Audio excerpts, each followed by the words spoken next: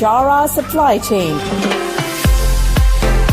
highlighting and showcasing solutions for the most complex challenges facing the industry in 21st century by our team of subject matter experts and mentors. Broadcasting every week, all year round, we will present the most up-to-date series of podcasts and webinars. Hello and welcome to another episode of Bicara Supply Chain. This is Norhadi, host. Okay, today we have very special guest, Johann Robette, Customer Success Manager at Vekia. Thank you for being here, Johann. I'm really so excited to have you on the show. Thank you very much, Norhadi. It's a real pleasure to be on your program today. So thanks a lot for inviting me. Okay, so in today's episode, we're going to talk about forecasting and a business impact. However, Johann, before we get started, can you please tell us a little bit about yourself and your professional background? Sure. So I'm French, 40 years old, beloved husband and father of two. I have a background in computer science, and I've developed a real passion for advanced analytics, data science in supply chain, more precisely for demand planning and inventory optimization. I was kind of raised in the supply chain. You know, my father was a purchasing manager in the pharmaceutical industry. So kind of logically, when I grew up, I had a few internships and summer jobs in his company where I did some picking, packing, unloading trucks activities, and I loved that. But when I started studying IT, I developed my first demand planning software for his company, and it helped automate a lot of work for him and for my father and his team. So those were really my very first touch points with supply chain. And 12 years ago, I had the opportunity to build on this experience, and I joined Vekia. So Vekia at that time was a very young research spin-off, and it has now become a quite successful software editor that provides an innovative SaaS solution, which we could describe as fourth generation APS, Advanced Planning System, which means it's easily plugs into an existing ERP and it's seamlessly upgrades it with the latest probabilistic, cost optimization, and automation capabilities. So coming back to my background at Vekia, I had the opportunity to learn a lot with very diverse companies in retail, in fashion, pharma, energy, telco, maintenance, and so on. So I could say that I had a lot of lives within the same company, but since a few years, I've taken more business-oriented roles that eventually led me to my current position as customer success manager. Okay, so let's jump to a very basic question here, Johann. What is the purpose of forecasting? Well, that's a really great question to start with. Out of context, I would simply say that the purpose of forecasting is basically to know the future, what's certain, what's not, what are the odds of various events. But in business, when for example, we forecast demand, I think the answer is slightly different. The only thing certain about the future is that it's uncertain, right? So yet we have to make decisions right now. So we need to have a sense of what tomorrow might look like. So definitely forecasting is critical to business, but forecasting is not an end in itself. So my answer would be in the business world, the purpose of forecasting is to help make the best decisions to support the decision makers. Forecasting plays an important role in the day-to-day running of our supply chain, right, Johann? So how does forecasting contribute to the business? Well, this question sounds easy at first sight, but in fact, it's a really complex question. When we start to discuss the business contribution of forecast, we start to discuss the performance, right? I mean, defining metrics, evaluating the added value from a business perspective. And here, for sure, it's most of the time easier to speak about that than to do it. And the reason is that although forecast plays a key role in the decision-making process, they are not the only contributors. Other elements also have to be considered, and often it's constraints or business rules. So let's take an example. When I talk about this topic, I often refer to replenishment process to illustrate the ideas. So in a replenishment process, when we decide to purchase goods, for example, from a supplier, the demand forecast obviously is very important. We have to take into account what the demand might look like in the short and medium term. But there are also other elements that need to be considered. Budgets, package sizes, minimum order quantity, storage capacity, transportation costs, current stocks, shelf life, and etc. So because of this complexity, the current state of the art is more or less, we are all aware of the great value of the forecasting, but its business impact is too difficult to measure it, so we're not going to measure it. Of course, the fact that the business contribution is not measured doesn't mean nothing is measured at all. Of course, forecasters are professionals, and as such, they regularly evaluate the quality of their forecast. They have to. And to do so, they have many metrics available. But the thing is that 99% of these metrics, not to say 100% of them, focus on what I would call the internal intrinsic quality of the forecast. Was it accurate? Did it happen as planned? So those are the forecast accuracy metrics. And this is really the norm in forecasting. It means that we don't even measure what we should be trying to optimize, what really matters to our business. I have another question. What makes a good forecast? Let's come back to the purpose of forecasting. Personally, I love this quote from Paul Goodwin. In a recent webinar, he reminded us that forecasts are not an end, but are done to support decision makers so they can make better decisions. So the purpose of forecasting is not, and we can say it has never been, to provide the best forecast ever, the most accurate one. Its purpose is to enable decisions. So the mission of forecasters should therefore not be to minimize the error or to maximize the accuracy. It should be to minimize the error in decisions. Here's an example to make things maybe clearer. Let's imagine a very simple decision process from everyday life. Every evening, a man, let's say me, I consult the weather forecast to decide whether or not I should take my umbrella the next morning, right? Very simple process. If we analyze the weather forecast focusing exclusively on its accuracy, then if the forecast does not predict rain and on the next day it does not rain, the forecast is perfect. But on the other hand, if the forecast predicts some light drizzle, and the next morning it heavily rains, then the forecast was wrong with a significant error. So this is exactly what the forecast accuracy measures. And in this case, in such case, what would planners do? They would probably work hard to make their forecast even closer to reality, right? To have it better.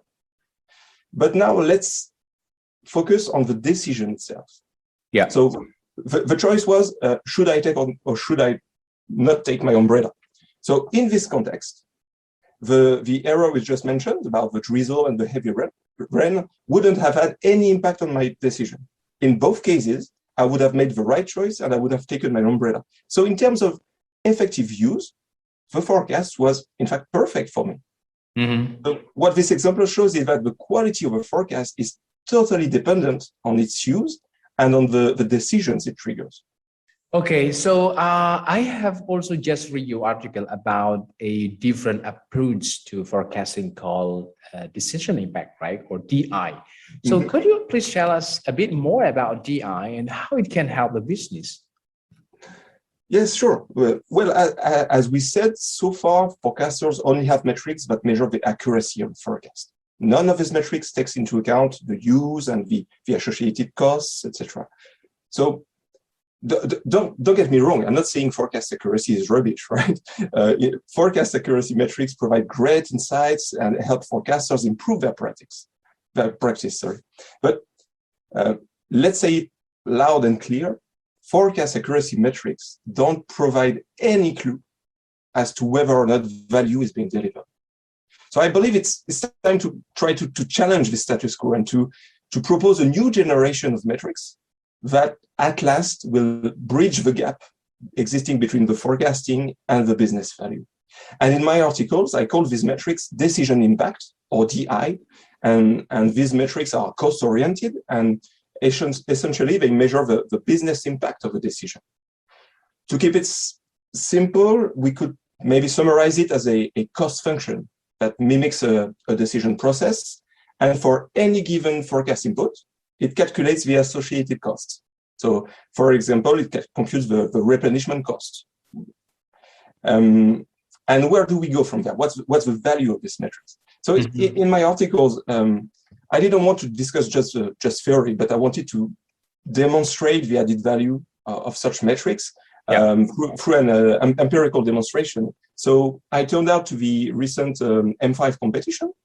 And this competition is very interesting because it provides a public data set from Walmart that includes hundreds of different forecasts, both benchmarks and competitors. So it's massive and it's very, very interesting data set. And as a first step, we simply use the cost function we just presented to simulate the replenishment Walmart would have had based on the different forecasts, and to compute the associated costs. And this is what we found. The best forecasts, according to the competition ranking, were in fact far from being the best forecast from a cost perspective. In fact, the conclusion is that there's no clear correlation between the rank of the forecast in the competition and its cost. So if Walmart had chosen the best forecast according to the competition and it had applied it in the real world, Walmart would have lost a lot of money. So we wondered whether this was due to maybe a specific issue with the competition metric, or so we decided to apply the very same approach to different metrics, and we measured for each one the correlation with costs, and the results were just mind-blowing. The test demonstrated that each forecast accuracy metric, each one is really poor at identifying the optimal forecast from a business perspective. In fact, the best correlation we obtained between a forecast accuracy metric and cost was around 30%. 30%. What does that mean? It means that using forecast accuracy metrics to improve a business performance is just like driving a car whose steering wheel has a 30% correlation with the direction of the wheels, Would you feel safe and comfortable driving this car? Yeah. Certainly not, right? So the same is true for forecasting. When you improve, in fact, the forecast accuracy, well, your performance may stay the same. It might improve a little, it might improve a lot, or it could get a little worse, or it could get a lot worse. Nobody knows. So, of course, we applied the same test to the decision impact metric, and by design, as costs are natively taken into account into this metrics, they clearly outperform the forecast accuracy for the above purpose. We then tried to quantify the savings. What would be the savings for a company if it switches from a forecast accuracy metric to the DI metric? And in our test, DI metric reduces replenishment costs by up to 35%. So this is huge. At the scale of Walmart, we calculated that this represents $1.8 billion a year. So, of course, not all companies are the size of Walmart, right? But, however, a reduction in cost of up to 35% has a real impact on any business.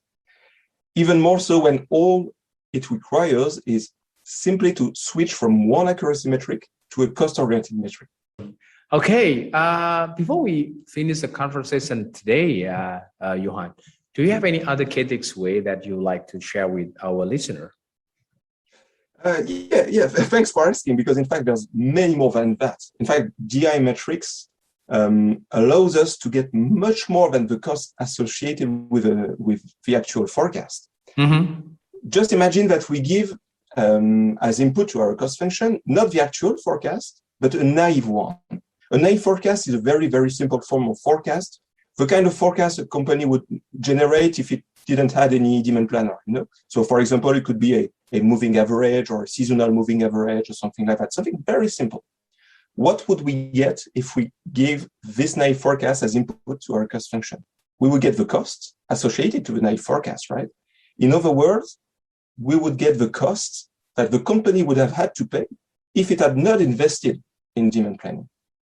So if we now compare these two costs, the cost of the naive forecast, the cost of the actual forecast, and we measure the difference, we get nothing less but the dollarized value, the financial value added by the forecasting team.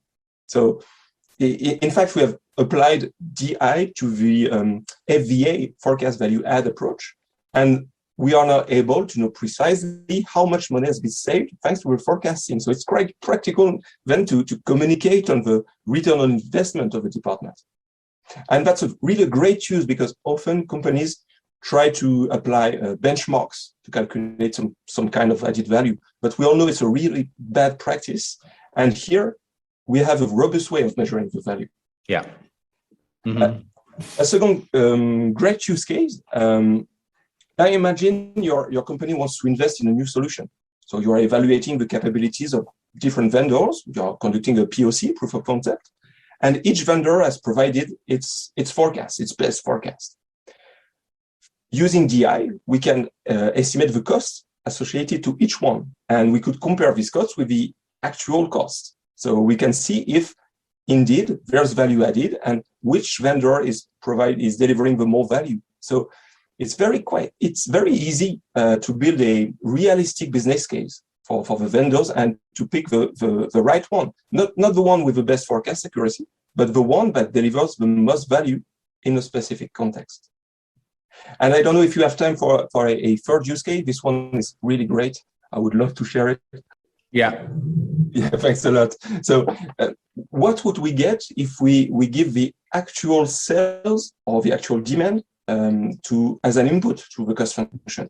We would get the cost the company would have paid if it had a perfect knowledge of the future. And now if we compare this cost to the actual cost, the current cost, we then measure the value that could still be gained through improved forecasting. And this is very interesting because if we focus on forecast accuracy, for each SKU, the best performance we can dream of would be 100% accuracy. All SKUs are equal. But if we focus on value, on DI, then what we would find is that for a very large number of SKUs, the remaining value is simply zero. With the current forecast, we already grabbed it all. But we will also find that for a subset of SKU, there's still a little value left. And for an even smaller one, an even smaller subset of SKUs, there's really an interesting value that is left on the table. So here, the DI metrics act like a metal detector, that finds hidden gold nuggets. So with the metrics, you now know exactly where you need to dig further, and you know where you'd better stop digging because there's no more value there. So you can really effectively prioritize your efforts in order to bring value to the business. And that's really, really great. Mm-hmm. So for sure, there's plenty of other use cases, but we won't have time to cover them all right now. Yeah, exactly. At Bichara Supply Chain, we are committed to driving global perspective to embrace technological adaptation in improving process efficiencies. Don't forget to subscribe, like, and share Bichara Supply Chain. And stay tuned for the latest updates. To learn more, visit our website www.bicharasupplychain.com. Thank you for listening to us. We look forward to seeing you at our next episode.